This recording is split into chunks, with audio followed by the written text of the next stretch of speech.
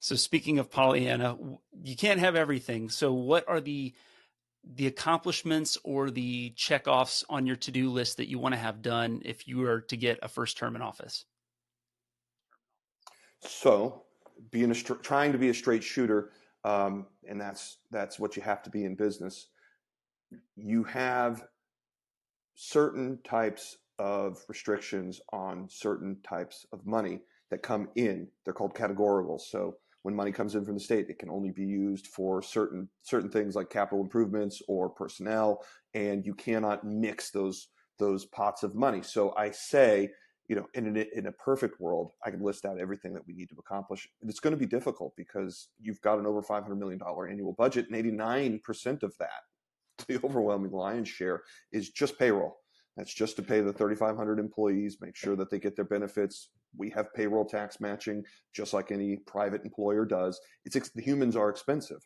You need the humans because, frankly, if you have a school district without humans, what do you really have? Some old decaying buildings. That's it. So the people are the biggest resource, but they are also the biggest expense.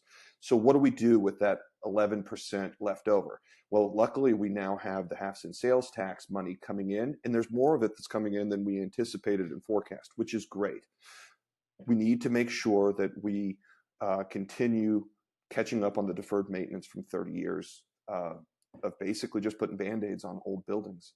I may have mentioned it before. We're in the top 10% academically, but we're dead last in the average age of our building infrastructure, and it's because we just didn't collect enough money over the last 30 years to sink it into new buildings and keeping up with the maintenance. And some of it was big stuff, roofs, HVAC in Florida, right? Why did that get, kind of kicked? Well, they're really, to refrigerate an entire building like Crestview High School, it's a massive HVAC system that if you want to replace it, it's millions of dollars. So where is that just magically going to come from? We have half-cent sales tax money. We're going to continue using it to catch up on what's been deferred. We're going to move the ball forward on multi-purpose facilities. We're going to make sure that we're retiring all the portables. There is no reason that portables need to be in this county any longer. And we're going to make sure that we bring as many resources to bear to figure out how we're going to deal with high school capacity in Crestview. And whether that is in the form of expanding the footprint of Crestview High School and going vertical and figuring out how to put more kids in the same package there, or does it look more like doing a second facility? Politics is already talking about that right now, but either way, we're going to have to move the ball forward because we're already over capacity. So some decisions are going to have to get made. So I'm dedicated to making sure that whatever gets prioritized, that's at the top of the list, figuring out one of Crestview's biggest hurdles, which is they've got more growth and more people, and they don't have enough school facilities to support them, especially on the secondary education high school front. Um, Can we do that without raising property taxes, or is that something we're going to have to look at? well, it depends on what you prioritize and what you want. I think if you put that at number one, we can afford it, and we have to. The trouble we have with touching property taxes in Okaloosa County in particular is they are already high. The problem is we have fewer people and fewer and less private property than our adjacent counties to generate that tax revenue for the size of a district and the size of the student body that we have. And the reason that you go, well, what's missing?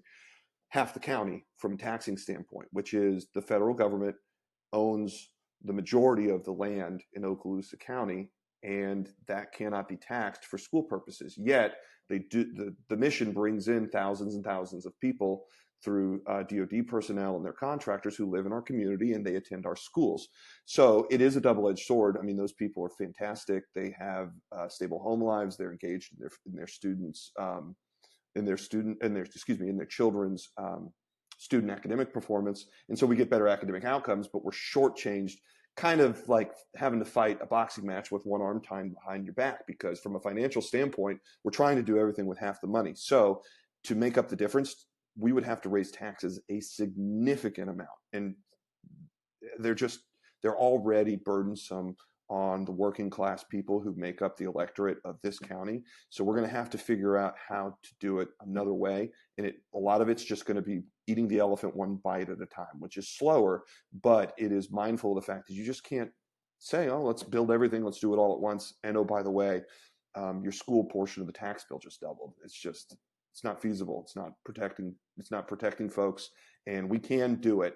We just have to list in the priorities what we're going to do and how we're going to do it over time.